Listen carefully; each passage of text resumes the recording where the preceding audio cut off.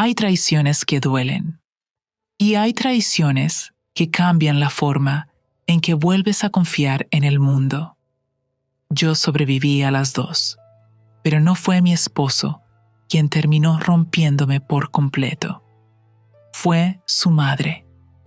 El día que descubrí que Daniel me engañaba, sentí rabia. El día que descubrí que Teresa lo sabía, sentí algo peor.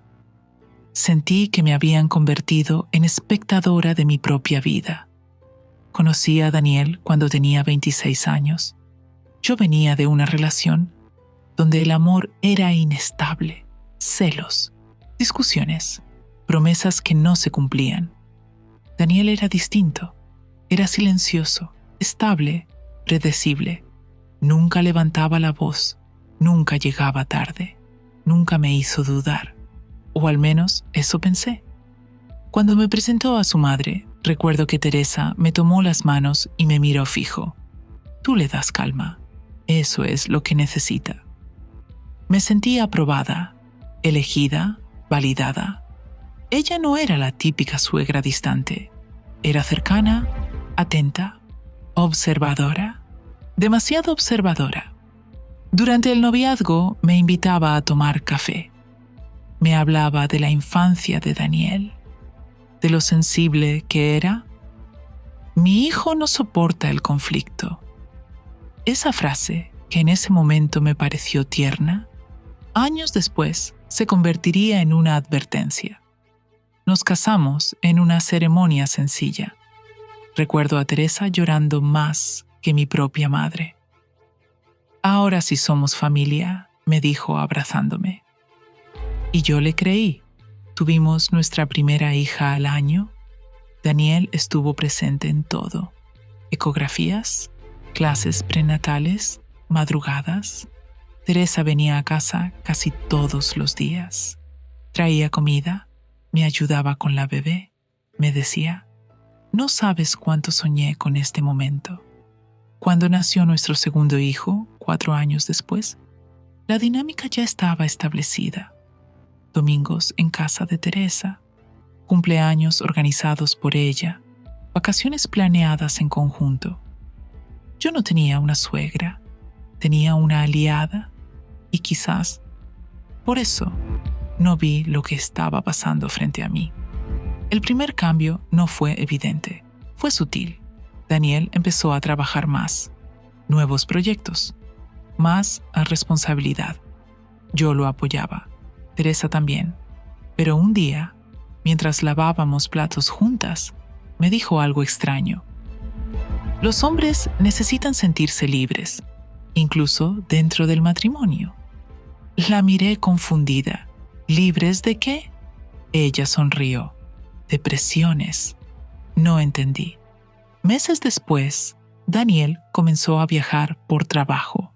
Viajes cortos, siempre bien explicados. Siempre con detalles suficientes para no generar sospechas. Pero había algo que me inquietaba. Teresa sabía de los viajes antes que yo. Daniel me comentó que estará fuera esta semana. ¿Por qué primero a ella? ¿Por qué no a mí? La intuición no grita, susurra. Yo empecé a sentir ese susurro. Daniel estaba presente físicamente, pero emocionalmente parecía ausente. En la cama, distante. En la mesa, distraído. En las conversaciones, impaciente. Una noche intenté hablar. ¿Estás bien? Claro, solo cansado. Teresa, al día siguiente, me dijo algo que me descolocó. No hagas tormentas por pequeñas distancias.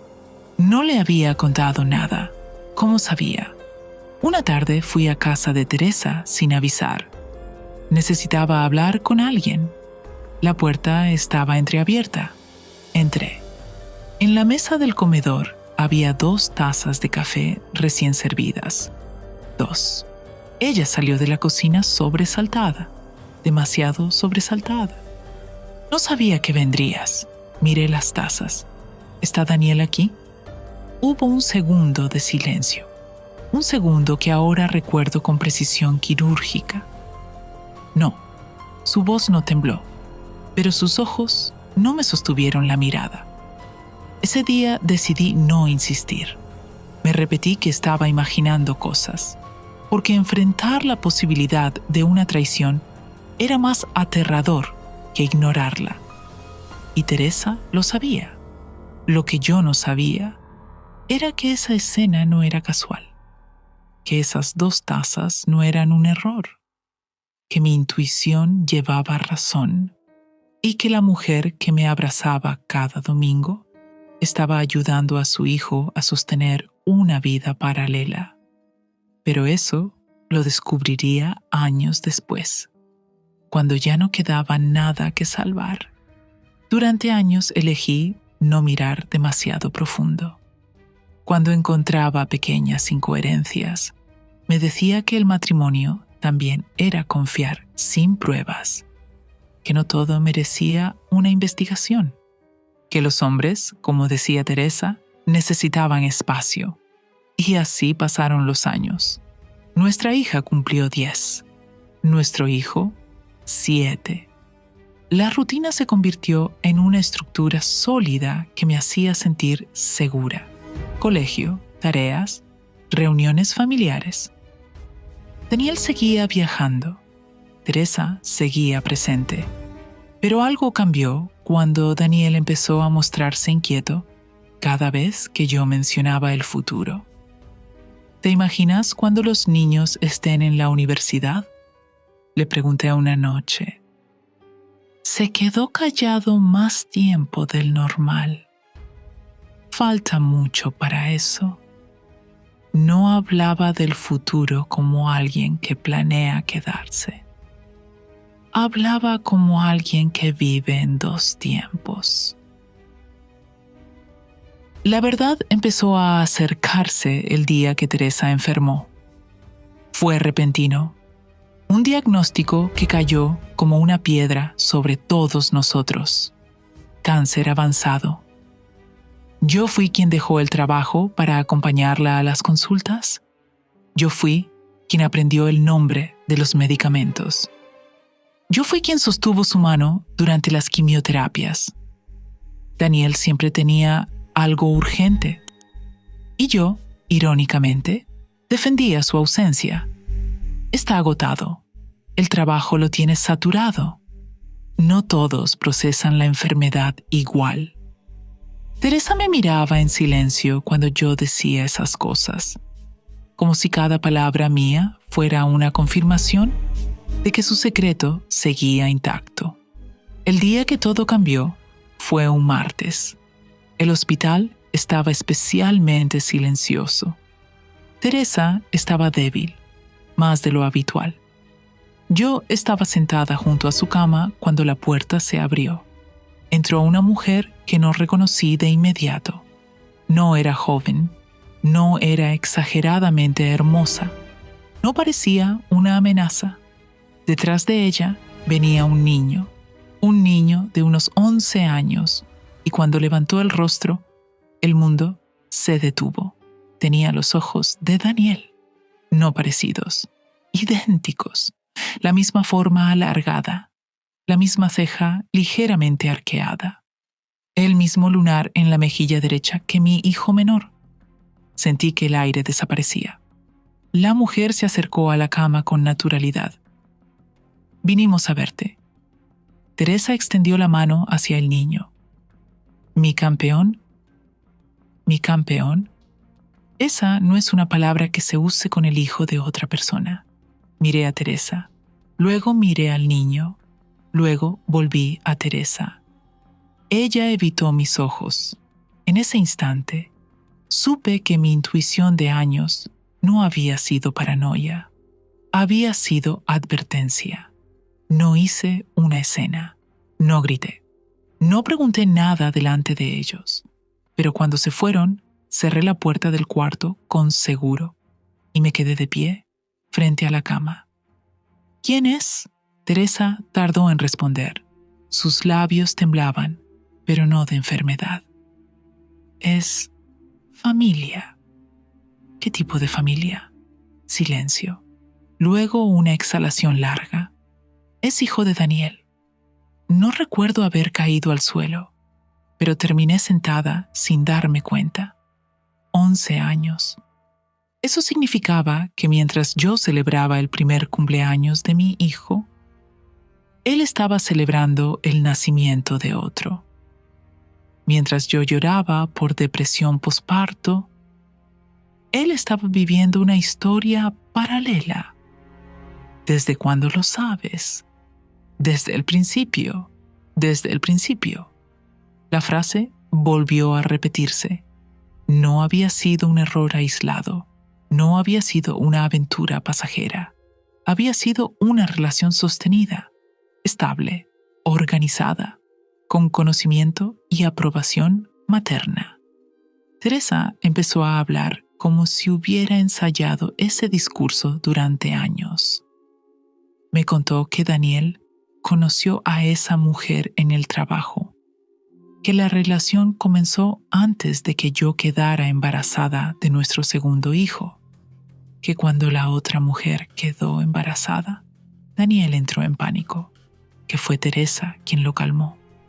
Un hijo no puede quedarse sin padre, pero yo tampoco podía quedarme sin esposo, respondí. Ella cerró los ojos. Pensé que terminaría. Pensé que elegiría bien. ¿Elegir bien? Yo había sido la elección correcta. La otra, la elección secreta. Lo más devastador no fue saber que existía un hijo.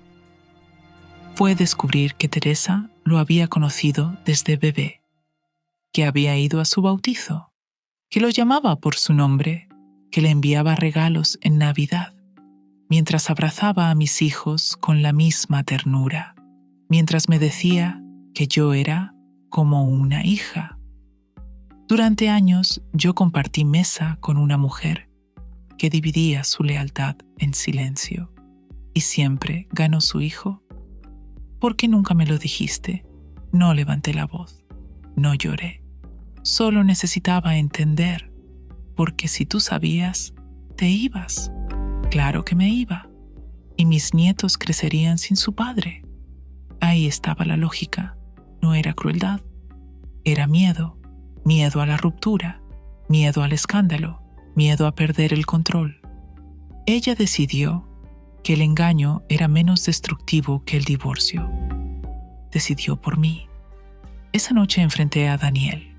No hubo negación, no hubo dramatismo, solo cansancio. Pensé que podíamos mantenerlo separado, como si el dolor pudiera organizarse por compartimentos. Le pregunté si amaba a esa mujer. No como a ti. Esa respuesta fue peor que un sí, porque significaba que lo hizo sin amor, solo por deseo, por ego, por comodidad. Pero la revelación más cruel llegó después. Teresa, antes de que su voz se debilitara por completo, me confesó algo más. La otra mujer quiso decirme la verdad años atrás. Se cansó de ser sombra, se cansó de la mentira. Fue Teresa quien la convenció de callar. No destruyas dos familias. Dos familias. Yo vivía en una. La otra existía en paralelo, y ambas sostenidas por el mismo hombre, con la bendición silenciosa de su madre. Esa fue la noche en que entendí algo que tardé años en aceptar. No me estaban traicionando solo con actos. Me estaban traicionando con decisiones, con silencios estratégicos, con abrazos que ocultaban información. Y eso duele más que cualquier infidelidad. Después de esa noche, nada volvió a sentirse real. La casa era la misma. Los muebles seguían en su lugar. Los niños hacían la tarea en la mesa del comedor. Pero yo caminaba por esos espacios como si estuviera visitando la vida de otra mujer. Una mujer que había sido ingenua. No le dije nada a mis hijos. ¿Cómo les explicas que su padre tiene otro hijo? ¿Cómo les dices que la abuela que adoran ¿Sabía todo? Guardé silencio unos días. Necesitaba pensar. Necesitaba decidir si iba a romperlo todo o seguir sosteniendo la mentira como lo había hecho Teresa. Y esa fue la primera vez que me di cuenta de algo aterrador. El silencio es contagioso. Teresa empeoró rápido. Su cuerpo se debilitaba, pero su mente estaba lúcida. Yo seguía visitándola. Muchos me preguntarían después, ¿por qué? La respuesta es simple. Necesitaba verla enfrentar lo que había hecho, no con rabia, con verdad. Una tarde, mientras la ayudaba a beber agua, me dijo, «Él te ama». No respondí. «Siempre te amó». La miré fijamente. ¿Y eso justifica 11 años de mentira? No contestó de inmediato. Yo creí que el tiempo lo arreglaría. El tiempo no arregla lo que se construye sobre engaño. Lo entierra más profundo. Unos días después, me pidió algo que no esperaba.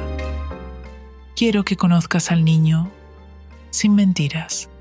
Sentí una punzada en el pecho. ¿Por qué ahora? Porque no quiero que odies a alguien que no eligió nada de esto. Y tenía razón.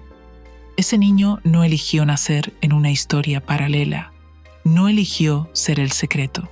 Acepté, no por generosidad, por necesidad. Necesitaba ver con mis propios ojos aquello que había sido ocultado durante más de una década. Nos encontramos en un parque, lejos del hospital. La otra mujer estaba ahí. No parecía arrogante, no parecía victoriosa, parecía cansada. El niño se acercó con curiosidad.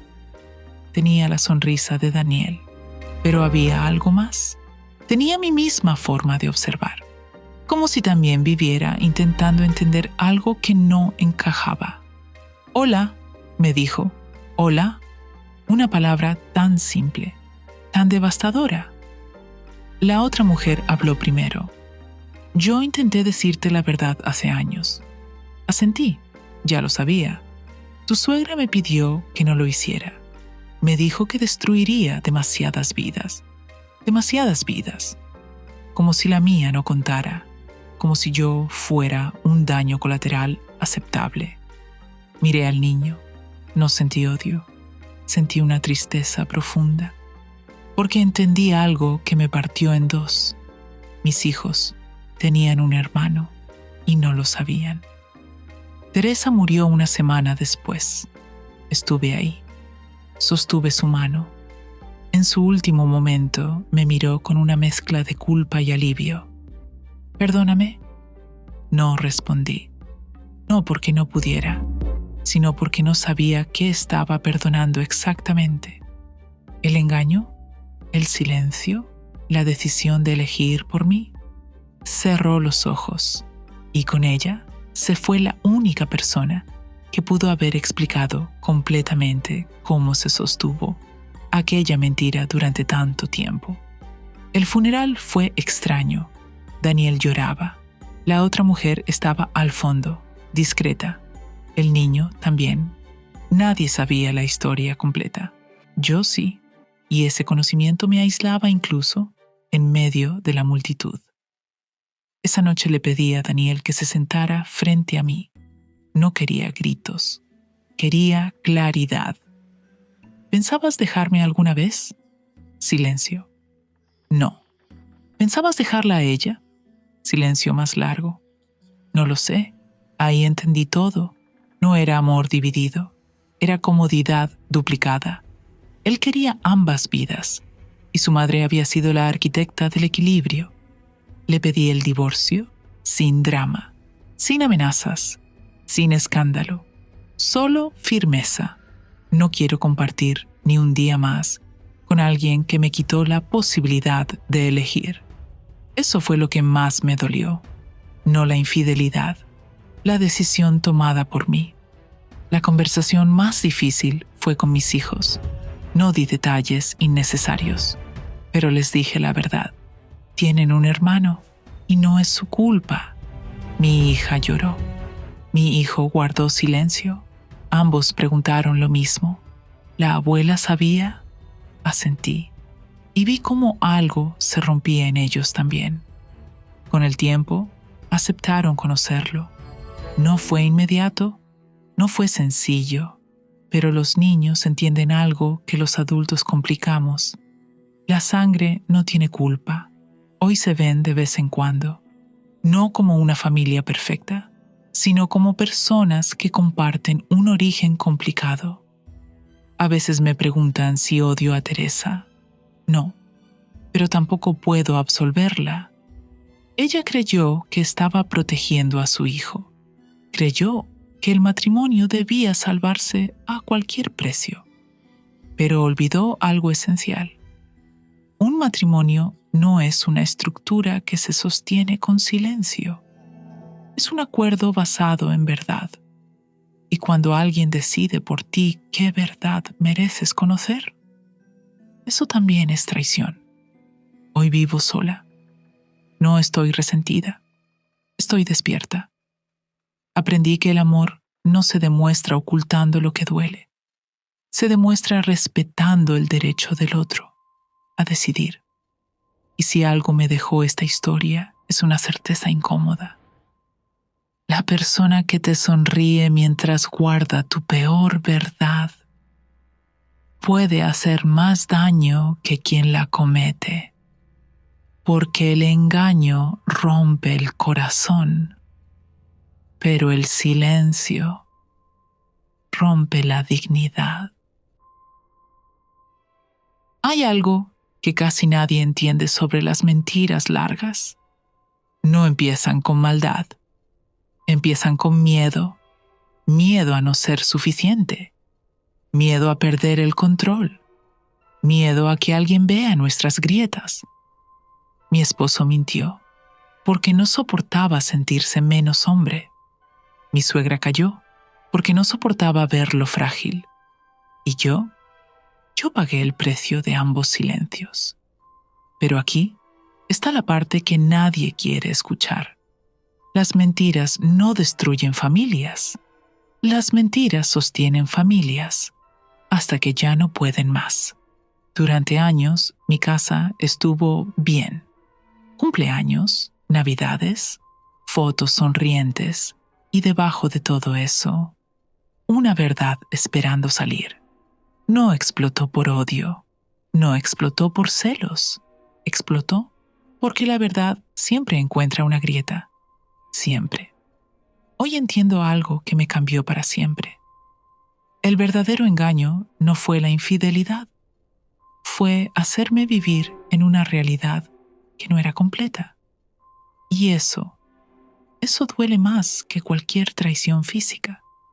Si estás viendo esto y sientes que algo no encaja en tu vida, no lo ignores. La intuición no grita, susurra.